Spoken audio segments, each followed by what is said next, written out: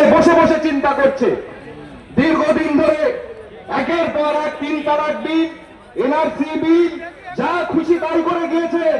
আজকে আমরা জানি হয়তো এই ওয়াকফ বোর্ডের বিল আবার পাস হবে, আবারও দেখবেন হয়তো আমরা যাদেরও ভোট দিয়েছি শুধু এমপিরা গিয়ে ওয়াক আউট করবে, বিলের জন্য পার্লামেন্টে কেউ লড়বে না। যদি লড়তো 3 তালাক বিল হতো না।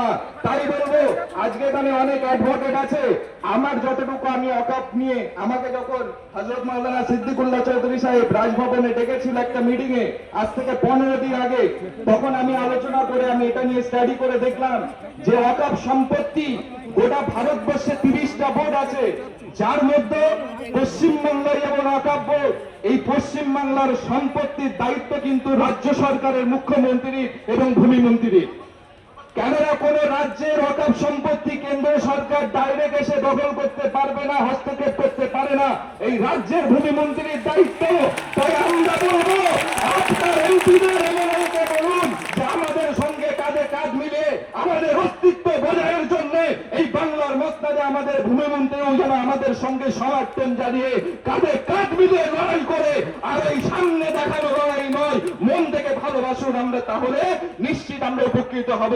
আমরা জানি বাংলার মুখ্যমন্ত্রী এই নিয়ে মুখ খুলেছেন, অভিষেক ব্যানার্জি মুখ খুলেছেন, আমাদের পাশে থাকার আহ্বান দিয়েছেন। আমি তাই আবারও বলবো, অভিষেক ব্যানার্জিকেও বলতে চাই যে আপনি দিল্লিতে আপনার এমপিদের নিয়ে ওয়াক আউট করুন, লড়াই করুন, আমরা আপনার সঙ্গে আছি। আমরা কাফন দেবে আপনার সঙ্গে দিল্লিতে গিয়ে নামতে রাজি আছি, ঠিক না বলুন বন্ধুগণ? তাই বলবো সময় কম, অনেক জ্ঞানী গুণী বিচক্ষণ ব্যক্তি, এতটুকু বলবো যে আমরা আমাদের জীবন থাকতে আমরা নাগরিকত্ব ছেড়ে দিতে পারি, কারণ আমরা জানি দুনিয়া খোদার দুনিয়া, আমরা ইসলামকে মানি, শরীয়তকে মানি। তাই বলবো আমরা সব ছেড়ে দিতে পারি। যদি বলেন নামাজ রোজা তো দূরের কথা, এই মেসওয়াকটা ছাড়তে হবে, নবীর সুন্নাত মেসওয়াক এই মুসলমান ছেড়ে দেবে না।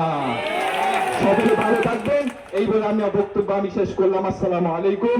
বসিরহাট দরবার শরীফের পক্ষ থেকে আমরা সকলে এই জমিয়ত উলামায়ে হিন্দের সঙ্গে, কেন সমস্ত সংগঠন একসঙ্গে আমরা আমাদের অস্তিত্বের লড়াই থাকবো ইনশাআল্লাহ।